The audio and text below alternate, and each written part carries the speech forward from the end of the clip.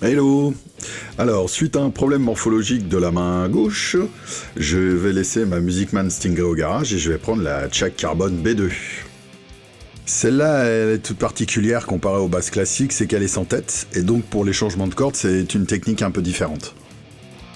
Pas de tête, donc pas de mécanique pour maintenir la corde en place. Ici, nous avons un système avec une vis qui vient écraser la corde pour la maintenir. Nous allons faire cela pour toutes les cordes, afin de changer complètement le jeu et d'en mettre un neuf. J'en profite en même temps pour faire un entretien classique et un contrôle visuel de la touche. Alors, pourquoi changer de basse? La Musicman Stingray avait un son nickel pour jouer dans Drenek. Le problème, c'est son manche, trop large et trop épais. Et comme j'ai une toute petite main gauche, en fait, sur la durée, je commençais à avoir des problèmes de crispation, de tension musculaire et de crampes. Mais le manche, on va en parler plus tard parce qu'il a des particularités assez intéressantes pour moi. Je profite qu'il n'y ait plus de cordes, comme j'ai un accès total, maintenant je peux passer un bon coup de brosse pour enlever tous les résidus et la crasse accumulée au fil du temps. Un coup de pinceau pour enlever les résidus du brossage. Alors, petit tuto pour les curieux et les autres, parce qu'on m'a beaucoup demandé comment une basse sans tête, ça se passait au niveau du changement de corde et tout ça. Je finis d'enlever les cordes qui sont encore accrochées au manche par le sillet, en enlevant les vis une par une. Et là, on voit bien le profil des cordes écrasées. Et en même temps, on constate qu'effectivement, le manche est bien crade. Alors, on passe le doigt pour vérifier quand même que la touche n'est pas creusée, il n'y ait pas d'aspérité ou de vilaines choses. Et on fait pareil, je passe mes doigts sur les frettes pour avoir un peu une idée de l'usure. Je reprends ma brosse et je viens frotter de manière parallèle aux frettes pour pouvoir déloger la saleté qui s'y est accumulée. Et je fais ça sur tout le manche. Maintenant, je vais appliquer simplement du produit vaisselle afin d'éliminer tout le gras et les dernières saletés accumulées sur le manche. Alors ne vous inquiétez pas, la touche c'est de l'ébonol, ce n'est pas du bois.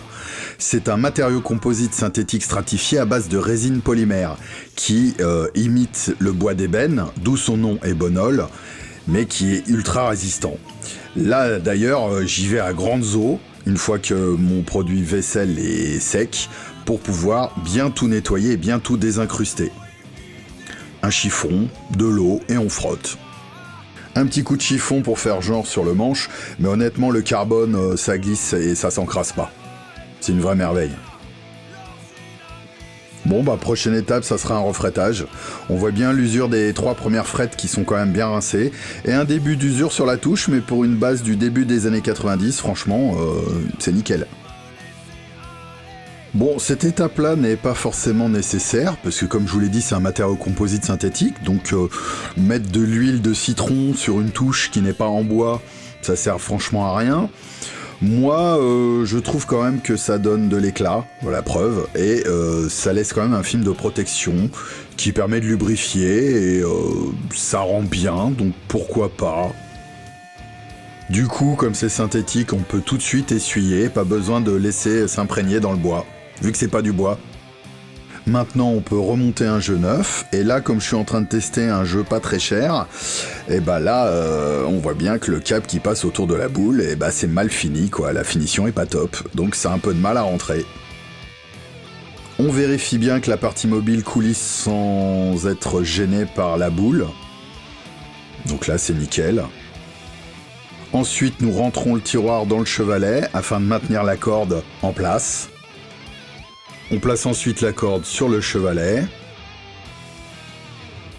Et on vient maintenir une tension au niveau du sillet pour mettre la vis et commencer à maintenir la corde.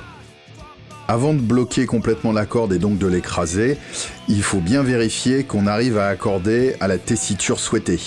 En l'occurrence, ici, c'est un ton en dessous de la normale. Ensuite, de même pour toutes les cordes suivantes, en prenant bien soin d'être bien perpendiculaire. Là, on voit bien la deuxième vis en partant de la gauche qui est légèrement de traviole. Tout ça parce qu'avant j'utilisais une clé 6 pans et je ne pouvais pas garder une bonne perpendicularité par rapport aux manches, et donc j'ai réussi à foirer ce pas de vis. Voilà, le montage est fini, maintenant il reste plus qu'à couper l'excédent de corde. Et là, normalement je le fais avec une mini pince coupante que je n'ai pas retrouvée, donc provisoirement je l'ai fait avec ma grosse pince coupante, histoire de ne pas avoir de problème de corde qui dépasse. Alors voici la dernière étape, c'est l'accordage final. Les cordes bougeront encore un petit peu le temps qu'elles se stabilisent, mais une fois accordées avec ce système, normalement ça ne bouge plus. Merci d'avoir regardé la vidéo jusqu'au bout et j'espère que votre curiosité aura été satisfaite.